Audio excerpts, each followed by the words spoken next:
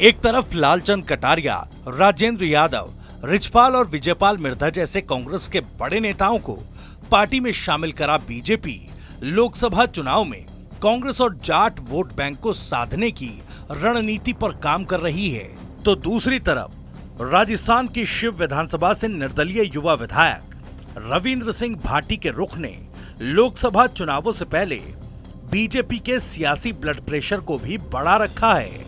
दरअसल लोकसभा चुनावों की तैयारियों के बीच Barmer Jaisalmer Lok Sabha seat hot seat बन गई है।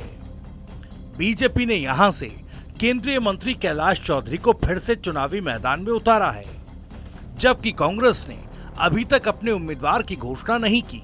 इस बीच रविंद्र सिंह भाटी की एक तस्वीर सामने आई है, जिसमें वो कांग्रेस के कद्दावर और सचिन पायलट के करीबी नेता माने जाने वाले हेमाराम चौधरी से मुलाकात करते नजर आ रहे हैं। हालांकि विधानसभा चुनाव में रविंद्र सिंह भाटी के निर्दलीय चुनाव जीतने के बाद अब लोकसभा चुनाव लड़ने की सियासत में जमकर चर्चाएं हो रही हैं और ऐसे में इस तस्वीर ने बाड़मेर जैसलमेर सीट पर नए समीकरणों और नए सियासी संबंधों की पटकथा का आधार तैयार कर दिया है। रविंद्र सिंह भाटी बाड़मेर जैसलमेर लोकसभा क्षेत्र के लोगों के बीच में देव दर्शन के माध्यम से जाकर उनकी मंशा जान रहे हैं और उसके बाद चुनाव लड़ने को लेकर कोई फैसला लेंगे।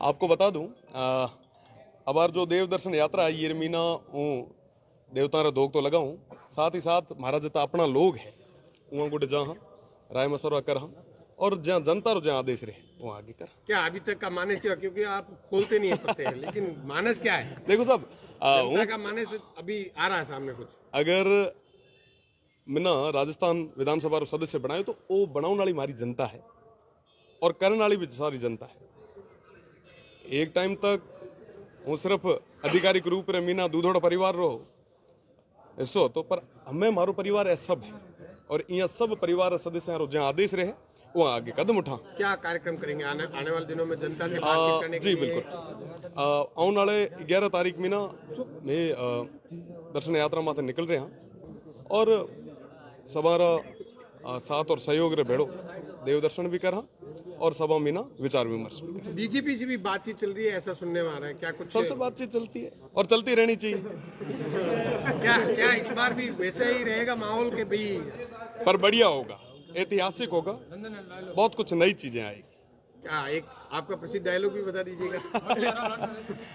बढ़िया बजट बोला। हाँ, हालांकि बीजेपी से भी बातचीत चलने के सवाल पर भाटी ने बड़े सधे हुए अंदाज में कह दिया कि सबसे बातचीत चल रही है और चलती रहनी चाहिए।